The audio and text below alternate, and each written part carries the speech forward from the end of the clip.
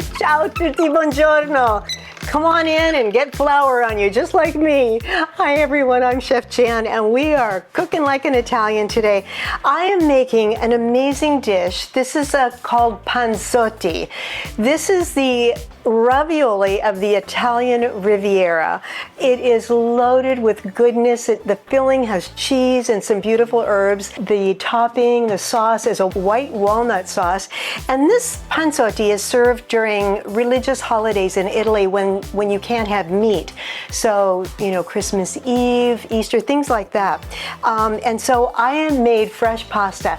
If you have flour, if you have water, a little olive oil and salt, you can make pasta, and we've got all of the information on my website for the recipe. Okay, so I've rolled out my pasta dough. I made the filling for the panzotti a little bit earlier, and here's what I did.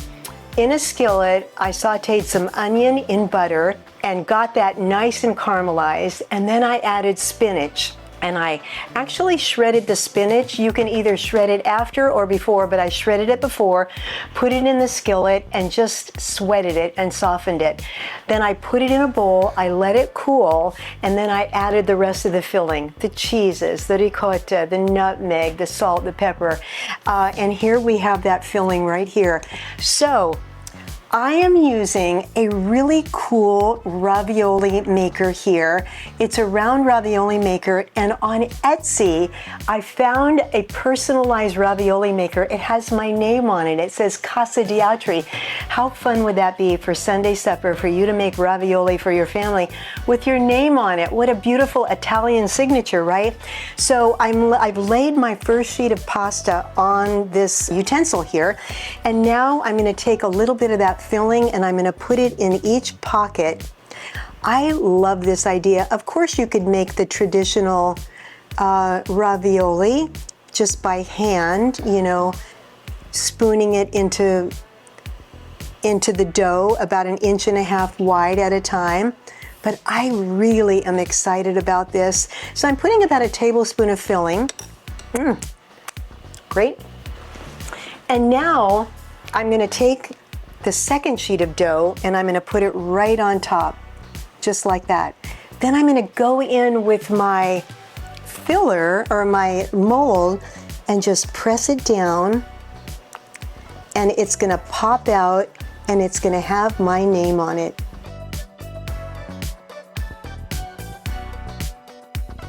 Okay, I'm just going to finish up these panzotti here. We'll get them in the water to boil, and then we'll make the sauce. It's with walnuts and butter and everything good. We'll be right back. Okay, so all of the panzotti are in the water. They're just about done. Now it's time to make the sauce. So I've got some ricotta in my bowl. Always, always buy whole milk ricotta. Super important. Make sure it's nice and fresh. Now we're going to pulse some things. So I've got some pine nuts, pignoli, toasted walnuts. Be careful. Always toast your walnuts in a dry skillet, and don't go anywhere when you're making them. Make sure you stir it and stay there, because they go from raw to burnt in no time at all. I've got some Parmesan cheese, some heavy cream. We're going to pulse that, and I'm going to drizzle some olive oil in as it's pulsing.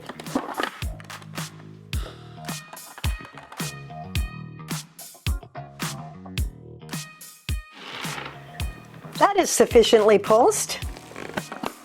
Beautiful. Oh my goodness. Look at that. So now I'm going to put the rest of that in my bowl. Think about that. Pine nuts and walnuts and heavy cream and cheese on homemade panzotti. The ravioli of the Italian Riviera. Who knew? It's just a lovely, lovely variation of the ravioli that you already love. Okay, so now I'm going to spoon this together, but I want it to be warmed and thinned out. So I'm going to put it in a skillet. I've got my skillet on medium-high. I'm just going to pour that in there. And I think I'm going to add just a little bit of heavy cream just to thin that out. Oh my goodness, I could just eat that whole thing with a spoon. All right, let me go grab some heavy cream and we'll be right back to put it all together. Okay, Panzotti are all done. Look at how beautiful they are. I think 1, 2, 3, 4, 5, 6, 7. That's a nice size, right? Or you can have 20, or you can have 40. So there is the Panzotti, and I've got that beautiful sauce. I thinned it out quite a bit because I just want it to just sort of be a little bit thinner than it was, and I'm just going to spoon this right on top. This is really perfect for people that love pasta but don't eat meat. And I'm just going to drizzle a little bit more and enrobe all of those beautiful ravioli of the Italian Riviera. And then all we're going to do is take some walnuts, sprinkle those right on top, and then top it with a little bit of fresh basil. And there you have Panzotti. Oh my gosh, delicate, beautiful, delicious, an amazing filling, an amazing sauce. Who isn't gonna love that, right?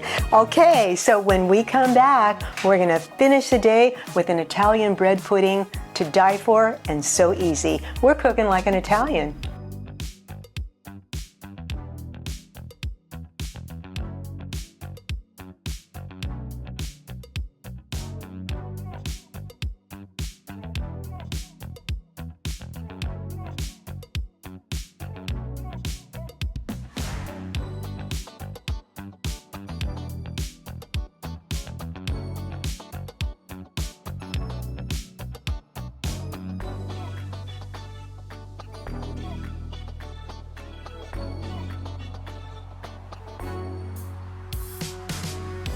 Welcome back to Cook Like an Italian.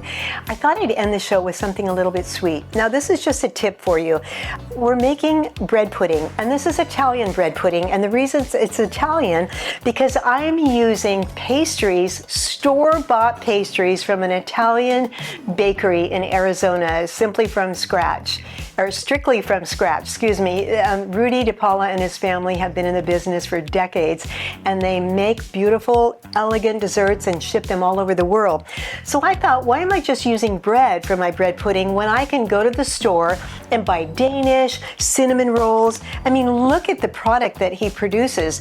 I thought, well, why don't I just cut these up into squares and make this out of bread pudding? So that's my tip for you today. You can cut back on the sugar when you're making your filling, which is milk and eggs and some raisins and some cream, and then I've got the bread soaking in there before I put it in my casserole dish to go in the oven. So really just look for some items that you really love, maybe get even second day, which is fine, and chop them up and use that as your Italian pudding or your Italian bread pudding. So I love this idea. The flavor is absolutely sensational because you've got already a bakery that's already worked so hard for you, right? So you're just taking advantage of that. And then you can add a topping on it. You can add a vanilla sauce. Oh my goodness, look at that. It's so dense and gorgeous and beautiful. Right out of the oven, it's light and airy, but it's got that store-bought Danish flavor too, so it's wonderful. Anyway, just wanted to give you that idea for the next time you make bread pudding. Well, that's our show for today. Thank you for letting me share my Italian heart with you. And I want to thank my awesome sponsors, Queen Creek Olive Oil, Armando Pasta.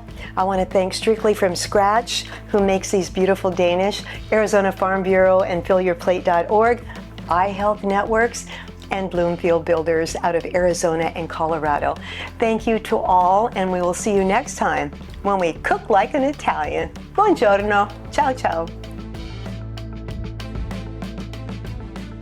Oh, by the way, all of the recipes and all of the gadgets and utensils that I use on the show and much more about my sponsors are all there at my website. So just check it out at jandiatri.com. And we'll see you next time when we cook like an Italian. Buon appetito!